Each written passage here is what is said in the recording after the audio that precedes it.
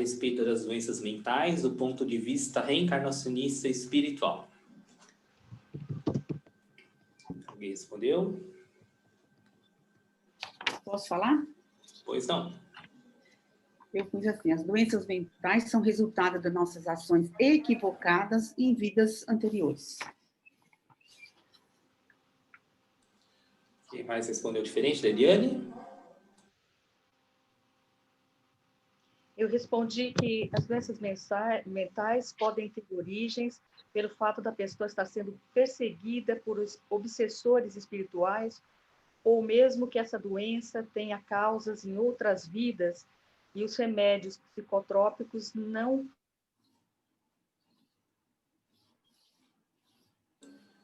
E aí, quem mais?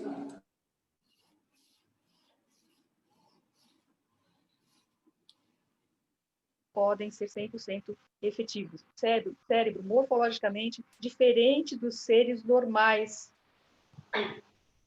Vocês estão me ouvindo ainda? Está dando que a internet está instável? Deu uma cortada aí em determinado momento aí, Eliana, mas pode continuar. Então, no entanto, eu tenho essas dúvidas, né, porque a ciência já demonstrou que os psicopatas eles têm um cérebro morfologicamente diferente dos seres normais, e as pessoas que sofrem, por exemplo, acidentes na cabeça e um dano no cérebro físico podem desenvolver personalidades modificadas, tanto para melhor ou para pior, sem uma explicação aparente, indicando que, de alguma forma, o cérebro físico pode influenciar esse comportamento. Essa é uma dúvida que eu tenho, né? E, além disso, veja, Márcio, me desculpa, eu sou uma pessoa que eu permeio muitos saberes, porque é algo que veio na minha personalidade congênita, né? Então, não posso evitar. Às vezes, eu me transformo até em alguém muito cético. Desculpe, peço realmente desculpas ao grupo. Inclusive, um filósofo alemão diz que o homem é livre para fazer o que ele quer, pelo livre-arbítrio, mas ele não é livre para querer o que ele quer. Então, eu tenho dúvidas com relação, primeiro, se o cérebro é efetivamente somente um veículo, ou se o espírito escolhe aquele cérebro porque ele tem uma determinada função a executar nessa vida. E realmente, se o querer do homem, se o homem realmente é livre para querer o que ele quer, entendeu? Eu tenho essas dúvidas. Eu não posso negar que a ciência já viu isso. Danificou o cérebro, tem gente que muda a personalidade, Márcio. E psicopatas já se fizeram várias tomografias, já se viu que o cérebro deles tem alguns erros neurológicos, físicos mesmo, comprovados. Então, é por isso que eu tenho essa dúvida.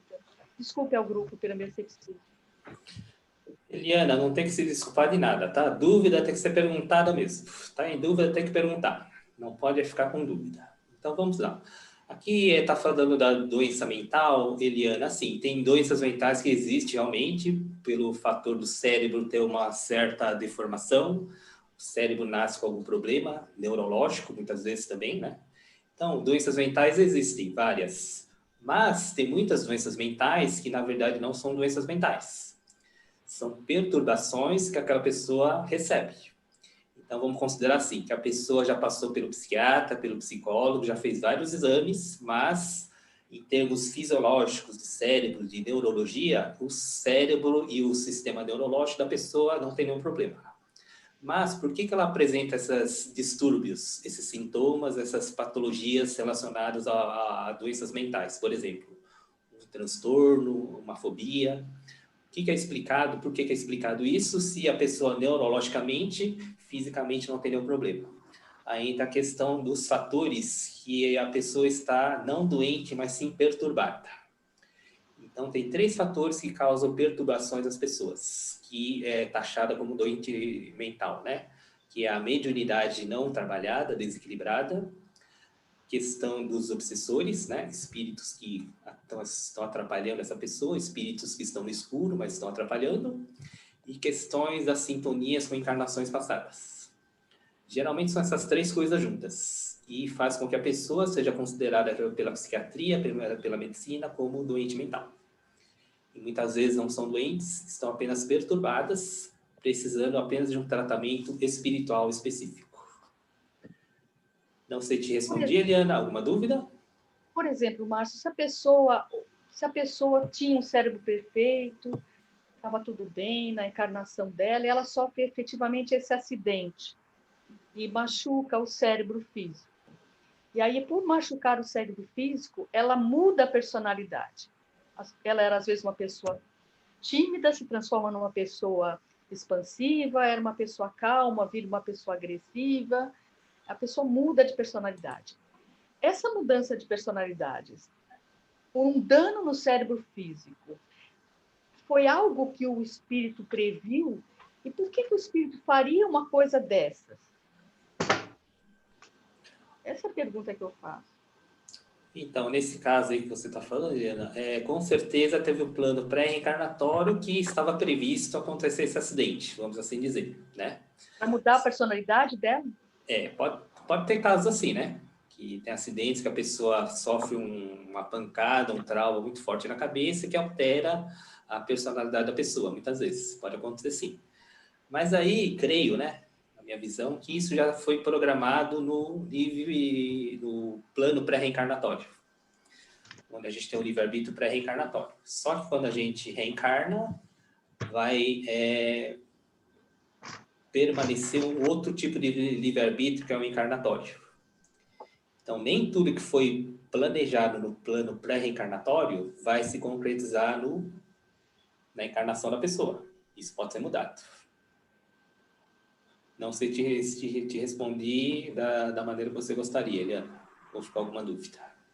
Não, eu acho que está bom, Márcio. Possivelmente até tenha sido combinado no plano espiritual que, caso a pessoa não mude de forma serena e haja um mandatório para que uma mudança aconteça de forma mais radical, pode ser até que tenha sido previsto mesmo no plano espiritual um acidente como esse para forçar uma mudança.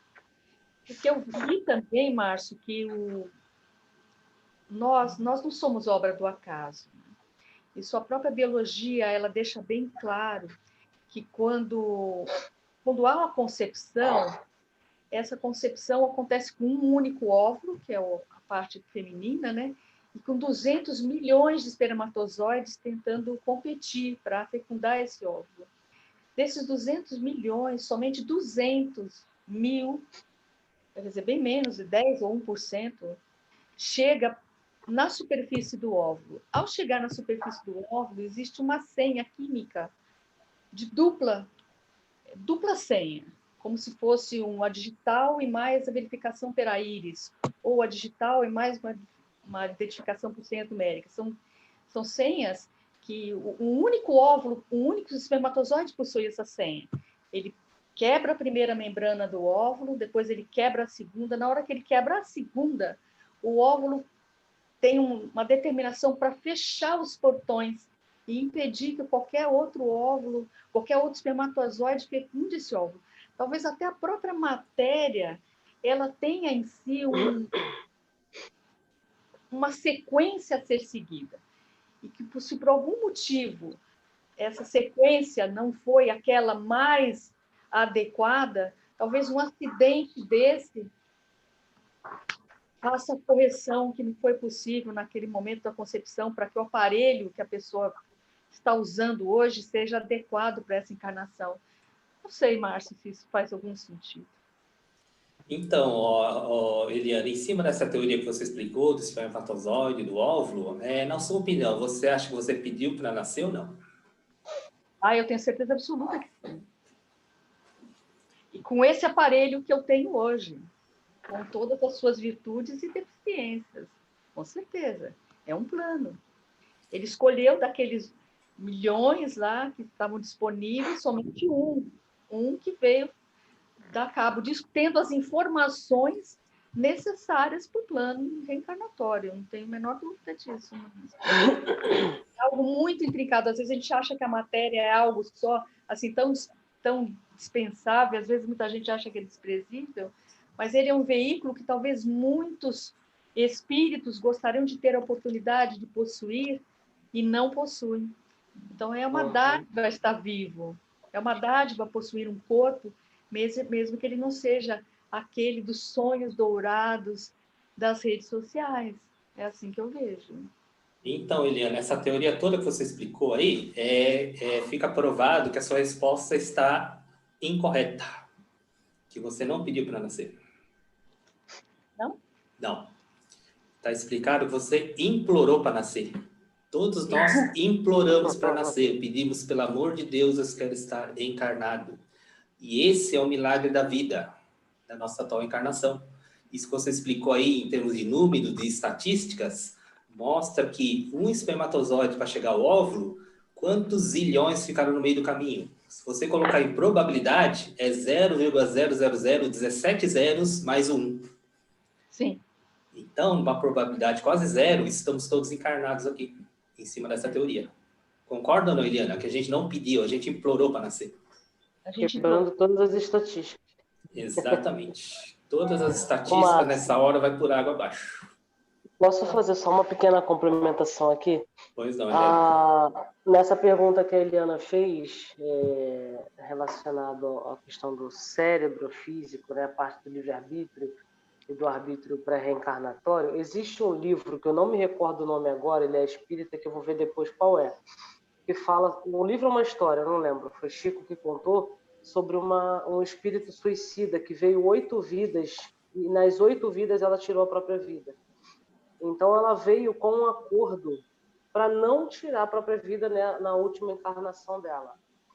E ainda assim, todos os amparadores, todos os mentores espirituais dela, né, estavam ali vibrando, fazendo com que ela chegasse na linha de chegada com vitória, né?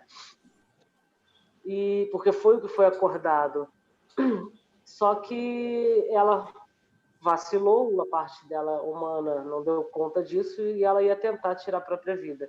Nisso que ela ia tentar tirar a própria vida, ela perdeu as 2 pernas e os 2 braços. Na visão de todo mundo, ela estava sofrendo.